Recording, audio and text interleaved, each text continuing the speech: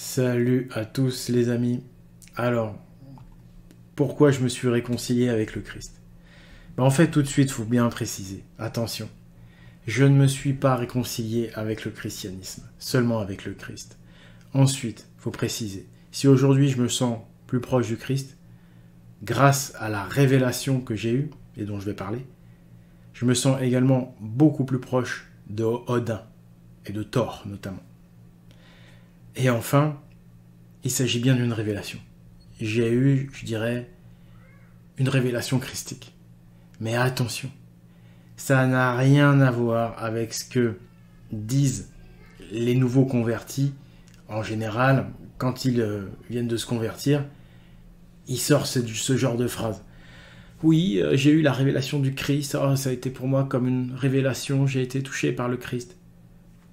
Je suis à des années-lumière de ça. Ces gens-là ne savent pas vraiment de quoi ils parlent. C'est une façon de dire qu'ils se sentent proches de Jésus, qu'ils se sentent chrétiens. Mais en fait, moi, je ne suis pas du tout de ce côté-là. Je vous parle d'une révélation que j'appelle christique, mais qui dépasse le cadre du christianisme. Cette révélation, elle est également hérétique. Elle est également païenne, cette révélation. Vous comprenez? En fait, elle dépasse le cadre d'une seule religion. Et surtout, ce que je tiens à dire dès le départ pour bien clarifier, nous n'avons pas eu accès au véritable christianisme. Ça fait des siècles qu'on a un faux christianisme.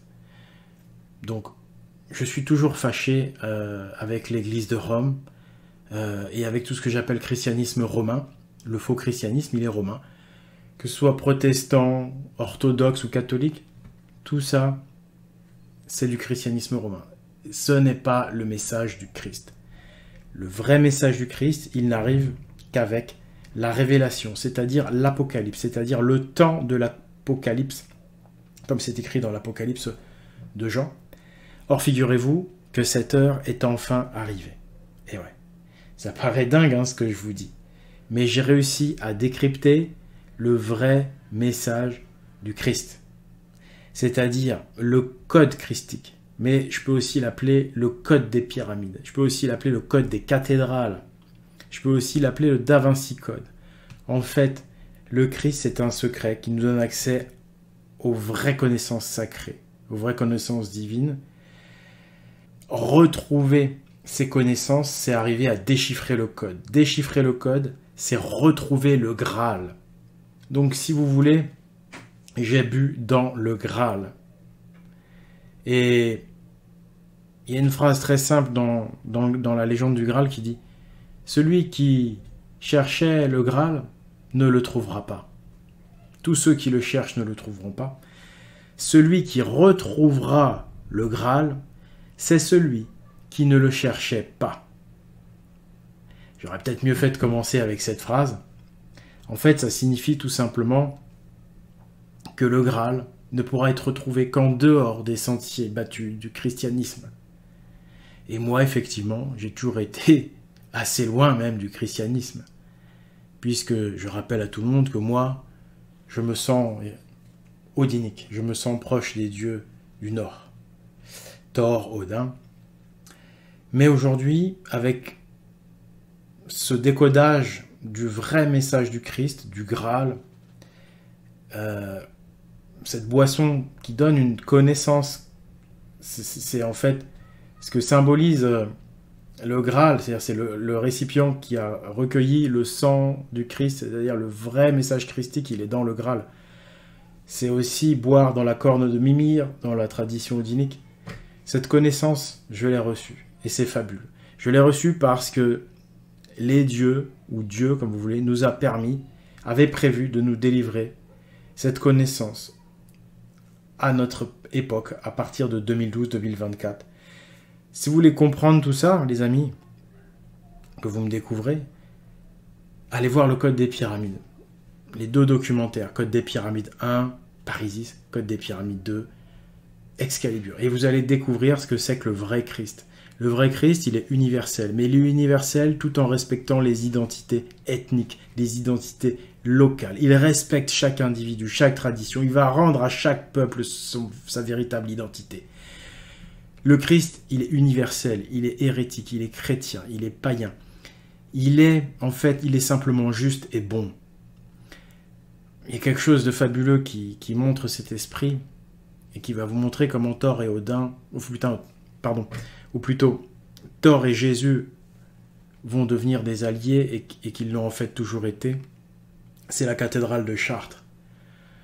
La cathédrale de Chartres, elle honore les martyrs odiniques, les fils d'Odin, les berserkers morts au combat et qui ont préféré mourir plutôt que de se convertir à la religion christo-romaine de Carolus Magnus dit Charlemagne. Vous savez, le fameux génocide qu'a perpétué Charlemagne en Germanie du Nord, en Saxe, contre les païens odiniques. Eh bien, figurez-vous que la cathédrale de Chartres honore les martyrs odiniques. C'est-à-dire que la cathédrale de Chartres a reconnu que les justes et les saints, c'est-à-dire ceux qui étaient dans l'esprit christique, ceux qui étaient dans l'esprit du Christ, c'étaient les odiniques païens. C'était pas Carolus Magnus Charlemagne. Charlemagne n'était pas dans l'esprit christique. C'est ce que dit la cathédrale de Chartres. Je le répète, la religion que vous avez aujourd'hui, c'est une religion christo-romaine. Ce n'est pas la vraie religion christique. La vraie religion christique, elle a dû être cryptée. Et elle est révélée, comme c'est écrit dans les textes de l'Apocalypse,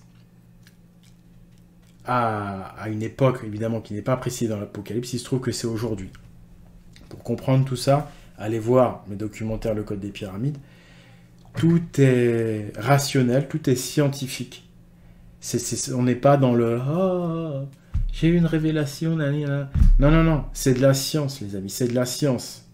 Tout est rationnel, mathématique. Le message, il est clair, il est codé, mais il est compréhensible par tout le monde. Et donc voilà, pour vous dire que Thor va aider Jésus et que Jésus va aider Thor. Pour vous dire qu'en fait, ils n'ont jamais été séparés. En fait, quand les Vikings attaquent l'empire des Carolingiens, donc de Charlemagne, dont le vrai nom est Carolus Magnus, c'est parce que Charlemagne, il a falsifié la religion du Christ. Charlemagne, il a été, avec l'église romaine, il a été de ceux qui ont falsifié la religion chrétienne, qui ont falsifié le message du Christ. Et c'est pour ça que ce message du Christ, on ne peut le retrouver qu'aujourd'hui avec un système de codage. Et les Vikings, donc, c'était des justes. C'était des justes. La cathédrale de Chartres en atteste, mais pas seulement. Je vous l'ai déjà dit par rapport à ces cathédrales. Et c'est ce qui a produit d'ailleurs un conflit aujourd'hui avec les chrétiens.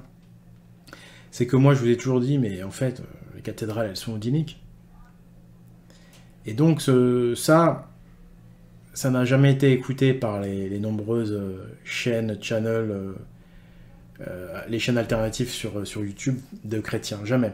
Ils n'ont jamais donné la parole, ils gèrent tout l'alternatif. C'est bien dommage, mais la vérité, c'est que ces cathédrales, elles honorent bel et bien les dieux odiniques, autant qu'elles honorent le Christ. En fait, la vérité, elle est là. Moi, à l'époque, à cause de cette agressivité des communautés chrétiennes qui ignoraient, et continuent d'ailleurs à ignorer tous mes travaux, ce qui est la pire des choses, l'ignorance, hein, c'est peut-être pire que des insultes. Cette agressivité, cette violence passive de cette communauté chrétienne sur Internet, je ne parle pas des gens qui regardent, je parle de ceux qui contrôlent l'opposition contrôlée sur Internet. Cette violence qu'ils m'ont envoyée m'a fait dire, voilà, les cathédrales sont odiniques, point. Je n'aurais pas dû. Mais c'est pas grave, je regrette pas, en fait, si, c'était logique d'avoir cette attitude, mais en fait, la vérité, c'est qu'elles sont autant chrétiennes qu'odiniques. Elles sont christo-odiniques, ces cathédrales. En fait, on a voulu séparer Jésus de Odin pour nous tuer, en fait, pour nous affaiblir. Mais la vérité, c'est que la vraie tradition, la vraie religion, elle va se faire avec Odin et Jésus. Et c'est les Romains qui ont toujours voulu éloigner Odin de Jésus, qui ont toujours créé cette opposition violente entre les deux. Mais quand les Vikings attaquent les Carolingiens, c'est pas des chrétiens qu'ils attaquent, c'est des faux chrétiens, c'est des christo-romains.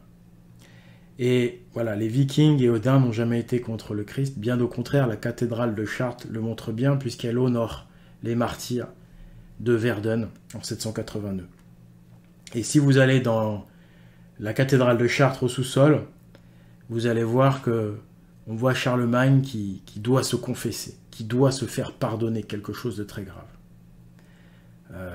Vous remarquerez que c'est très rare de voir un roi en confession dans une cathédrale. On le voit plutôt en train de se faire sacrer ou autre. Là, bizarrement, il est en confession. Posez-vous la question du pourquoi.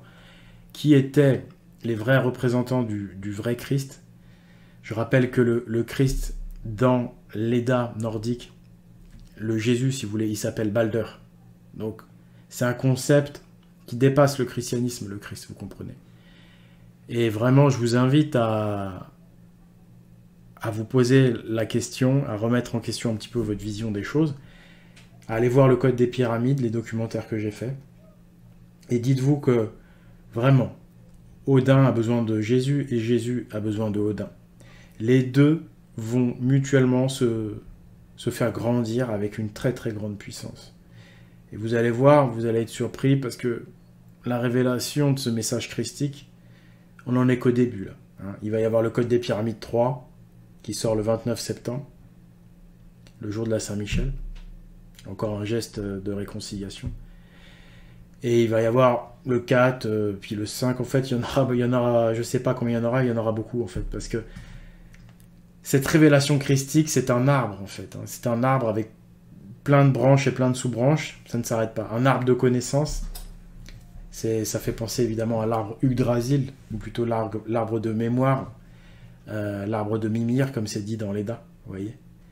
Donc, on a vraiment tout à gagner ensemble. Les chrétiens et les odiniques doivent regarder mutuellement ce qu'ils ont en commun et ils vont être agréablement surpris. Ce n'est que le début de la révélation. À bientôt. C'était Oleg, comme d'habitude, pour la vérité et la justice.